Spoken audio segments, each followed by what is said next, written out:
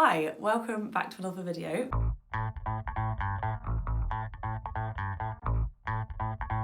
Welcome to my wrap up. This is going to be a super quick introduction and little stats part of the wrap up, and then we're going to jump straight in because I read quite a lot this month and there's quite a lot to get through. So yeah, let's go. Okay, so in October I read 7 books and all of them were fiction. Okay, and then out of those 7 books, 2 of them were audiobooks, 2 of them were books I borrowed from the library, 1 of them was a review copy of a book, 1 of them was a backlist book, and then 1 of them was a book I'd borrowed from a friend.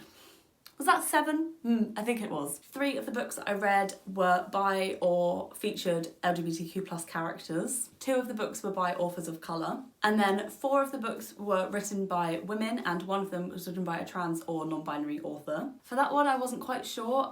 Nita Tyndall's pronouns are they, them, but I had a little research but couldn't quite see where they had actively expressed their identity. The problem with stats is that sometimes things aren't very easily categorizable, and that is okay. So I thought I would just add an addendum note here. The labels are flexible. The last stat I have for you is that 2 of the books were set outside of the US and the UK, which is a big goal of mine this year. Okay, that is all the stats I have for you. Let's go on to the first book that I read. Hello!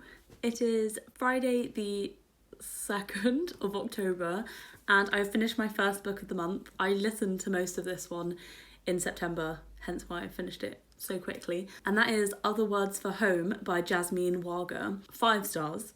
Just right off the bat, 5 stars. Other Words for Home is a middle grade novel in verse, and it is about a girl called Jude, and her mum are forced to move to the United States because of the conflict in their home in Syria. This one explores so many themes: family, home, what home means, and how home can be different things in different places and different people, and family relationships. Jude's relationship with her brother Aisa was so beautiful to hear about, and the care that she has for him and the care she has for her mother and her dad. It also explores harder themes, but it does it in a really hopeful and delicate way. It explores what it's like to be a Muslim in the United States, and then halfway through the novel, Jude starts wearing the hijab and what it's like to be a very visible Muslim in the United States. It explores the way in which Western countries like the United States view countries in the Middle East. The discussions especially around the way people expect there to be bombings and attacks in countries in the Middle East, but as soon as it happens in a Western country, everyone's horrified, but no one's horrified when it happens in Syria or when it happens in Lebanon, and things like that was so well done and so well interwoven into the plot that it was just outstanding. This is a really great book, I think, especially as it's a middle grade, for younger readers to kind of start to really think about these topics. It's a great book for that, I think, and it's really accessible because of the language level. There was also hope throughout the novel as well, and the struggles that Jude had starting school in the United States and then finding friends within her ESL class with other kids that had also come to the US and were trying to learn English, and it was just really beautiful. I think the whole story was beautiful. Please read this book. So yeah, great start to the month. Love to start a month off with a great book. On to the next one. Hello. Today is Monday the 5th of October. I'm on my lunch break, and yesterday, Sunday the 4th of October, I finished The Gravity of Us by Phil Stamper. So this one I had relatively high hopes for. It's a YA contemporary, which is usually a really solid, reliable, good read for me. It's LGBTQ+, another tick. It's an MLM romance. I never know whether to say MLM or like MLM. The last thing that I really enjoyed about the premise of this book is that it's set around space. The 2 main characters, their parents are astronauts, and they're going to be part of this new mission with NASA. That really sold it for me. I was really excited to read it. However, it just really did not deliver for me. I've ended up rating this one like 2.5 stars, I think. I mean, it was readable, but I also did not care. I really didn't care about the characters. I wasn't invested in the relationship. I just haven't had that in so long when I just didn't even care about the main relationship. Usually I at least care about that, but I literally didn't care. So that was really disappointing. I think also the premise of the plot was really cool, but again, the plot didn't quite deliver. It was just a bit boring at times. I did enjoy the bits where it spoke about the media. Our main character Cal wants to be a journalist, and so he kind of does these like online like news live things on this app called Flash Fame, and he's got really popular on there, and so it kind of brings up lots of topics surrounding the media, the reliability of the media and bias and honest like journalism and stuff, and that I found that really interesting. And I enjoyed the bits where the scientists from NASA kind of talked about the things that they do and like the various things that happened at NASA. I found that quite interesting, but overall I was just I really wanted to love this and I really didn't, and that is sad. That's that. I don't know what else to say about it because I don't want to keep slandering books. So we'll move on to the next one, and hopefully I enjoyed that one a little bit more. Whew. Hi, so it's Saturday the 10th of October, and on Thursday the 8th of October, I finished What Happened That Night by Deanna Cameron. This one really took me by surprise as to how much I was gripped with this story, actually. So this is Amy's book, and she's let me borrow it, so thank you, Amy. This was published as part of the Wattpad Penguin collection, like the 6 original Wattpad Penguin books. So this story was actually originally published on Wattpad. It's a YA thriller, I would say, and the story follows a girl called Clara. At the beginning of the story, we learn that a boy called Griffin Tomlin is dead. And at the start of the story, we also find out that Clara's sister, Emily, is the one that has killed Griffin. So obviously that raises a lot of questions, like what, why, what's happened. And so those questions, you know, filter and trickle throughout the book. And I won't say anything more about the plot. I think this book is like marketed a bit confusingly. The barn on the cover and the way it frames itself as a murder mystery isn't very reflective of what the book is actually about. Like, this barn gives real cabin in the woods, ooh, thriller in the night sort of vibes, and it's really just not that it's not that book. And so along with that and like the murder mystery, it is a murder mystery to an extent, but there's a bigger part of the plot that takes more focus. That's not to say I didn't enjoy it. I don't know, I wanted to say that in case you kind of go in with a like vibe that it's like, oh, who done it? Like, it's not really a who done it. It's more a like, why done it?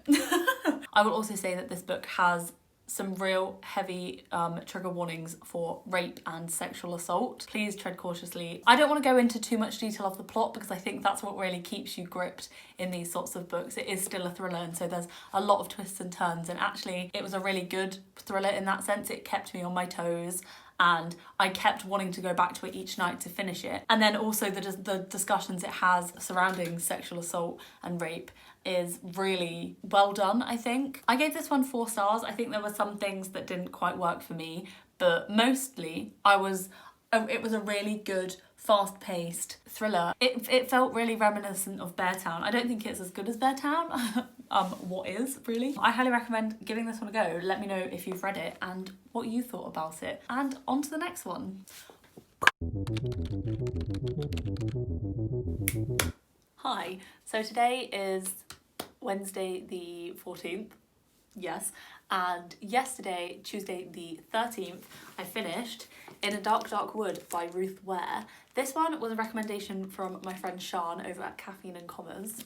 Thank you, Sian. I basically asked her for thriller recommendations that weren't like straight white man thrillers, and this was one of them. So it is set in a hen party in the woods, and it's kind of in like a big glass like fancy house in the middle of the woods, which before I read this book I was like, oh, so fancy, and now I've read this book and I'm like, I never want to do that ever. So it's set over this hen party and it features like a mismatch of like friends of this woman called Claire. The main character is Nora, and she is one of Claire's friends, and she hasn't spoken to Claire in like over 10 years. They were childhood like school friends, and she's suddenly randomly just been invited to her hen party. So she reluctantly decides to go, and from there things happen. Obviously not going to say anything about the actual plot, except that there's a murder. That's obvious, and that is literally on the front of the book. So we know that someone gets murdered, and as we go through the book, we're trying to work out who is going to get murdered, and also why, and who done it, etc. I really liked this one. I don't read many thrillers, and I have seen a lot of people online saying it's like a really good, average, unoriginal thriller. However, I don't read many, so to me I was like, whoa, and I had a really good time reading it. I gave this one 4 stars. I think there were a few bits that were a bit but overall I really enjoyed this one. I thought it was really fast paced, and I thought all the characters, they were really complex, and a lot of them were really unlikable. Not unlikable enough that I didn't care, but unlikable that it made it really interesting. I didn't predict the twists. I had some theories, but they weren't true. They didn't pan out, and love that. Love to be surprised by a book. I don't think this was like overly deep. I just thought it was a really solid thriller, and I'm really excited to read more Ruth Ware thrillers. On to the next one. Hello, it has been such a long time since I finished a book. Like, I haven't sat down and done this for this wrap up in just weeks. I don't know when the last one was. I can't even remember what the book was. But I'm back. Hello. So today is Friday the 30th, and on Wednesday the 28th of October I finished listening to the audiobook of Where We Go From Here by Lucas Hoscher. This, I loved it. I loved it so much. This book is a young adult novel, and it's set in Brazil, and it follows 3 gay young adults as their lives kind of become intertwined with HIV. We have Ion, and he has just been diagnosed with HIV at the start of the novel. Then we have Vitor, and he has just tested negative. And then we also have Enrique, and he has been living with HIV for 3 years. And so their lives kind of intertwine. I firstly really loved the narration of the audiobook. I think it was stunning, so I would definitely recommend the audiobook if you are able. What I really loved about this book was I was really attached to the characters, and I think the characterization was really great, and as well as that, the conversations it started and opens surrounding HIV and stigma and the way that it is still stigmatized today. I will say there are content warnings for homophobia and outing and prejudices against HIV. It was such a diverse group of friends. Like, I really liked some of the side characters. There's a few drag queen side characters which I really loved seeing. There's like a really fun atmosphere. It explores friendships and relationship dynamics, and also family dynamics, and along with that, the way that it discussed HIV and how it really it dived into it in a really great way, just in terms of, like, for example, just one example I can think of. So when Ian first gets diagnosed, right at the start of the novel, he knows that it's not a death sentence anymore, and it's not the end, and that there is a treatment for it, and that he will be able to live his life with taking the medication, but that doesn't stop the kind of bad thoughts and the stress and the angst and the worry. And I think that was explored really well, and I could go on and on. I'm gonna stop, but I would highly recommend this one. Go read it.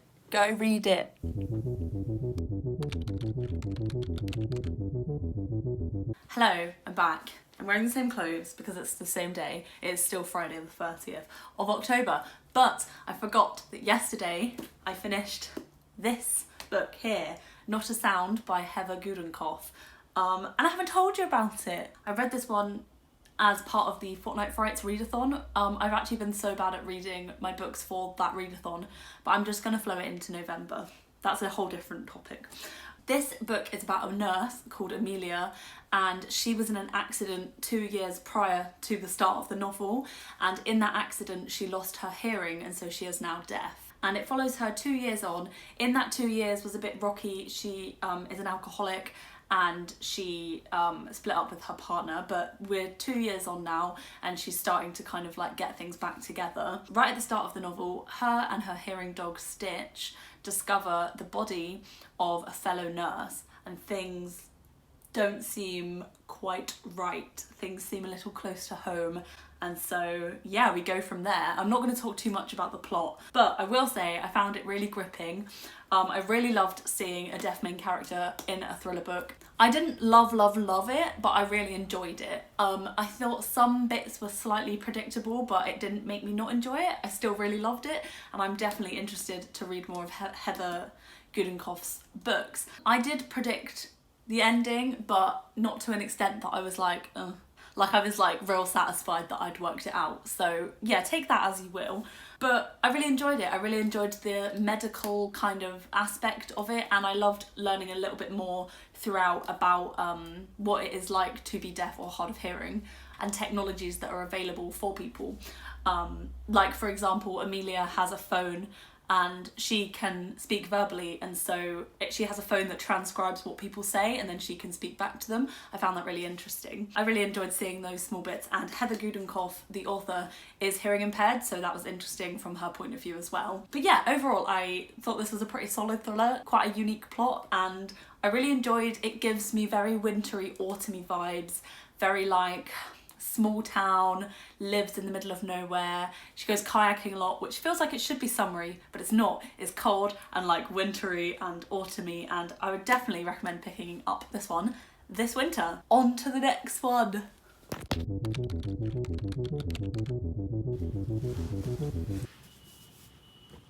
Hello, it is the 1st of November. Apologies if you can hear that. Someone's drilling, I think. I don't know. Yesterday they announced that we're going back into a second lockdown, which is very needed, but just like exhausting. But needed, but exhausting. But this is not what we're here to talk about anyway. We are here to talk about this book here, Who I Was With Her by Nita Tyndall. This book I finished on the 30th of October, and I was on the Instagram tour for it. I was kindly gifted this copy by Harper360 YA. Thank you, HarperCollins, and thank you Pride Book Tours for including me on the tour. Safe to say I really enjoyed this book. I gave it 4.5 stars. I loved everything that it explored. So the concept of this book, our main character Corinne is bisexual, but she isn't out, and she's had a girlfriend for a year, Maggie. At the start of this book, Maggie unexpectedly dies in a car accident, and Corinne is now in a situation where she is grieving for her girlfriend who has just passed away, but she can't grieve openly because nobody knew that she is bisexual, and therefore nobody knew that she had a girlfriend. So she's in this horrifying situation where she's having to grieve someone that she loves, but she can't grieve openly. And I think the way that it explored that was so perfect. I will say it is quite raw, and it could be quite triggering if you've lost someone recently. I have a fair few experiences with grief, and not in this same situation, but yeah, there were some things that were really raw and really like had to like put it down occasionally. But saying that as well, I did read it basically in two sittings. Sorry, the chapters are really, I'll try and show you, they're really short, and so it reads really quickly. I don't think that gave you any form of knowledge of the length of the chapters. I don't know why I did that. The chapters are really short, and so it reads really quickly. I also really enjoyed the conversation and discussion surrounding bisexuality. I am bisexual. We love to see it. And I also particularly really enjoyed the kind of discussion around the pressure to come out. It's also not this one big event. It's like a continual process, and also there was a really beautiful scene in this book.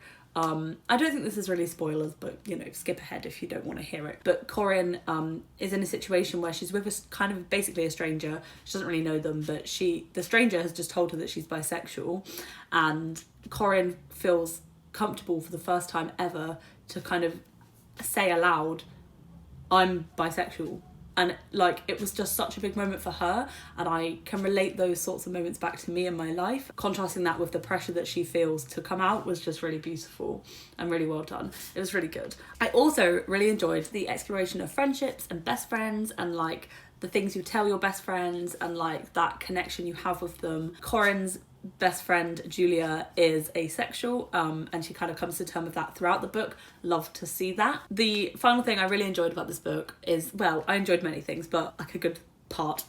All throughout there's a real big focus on cross-country running.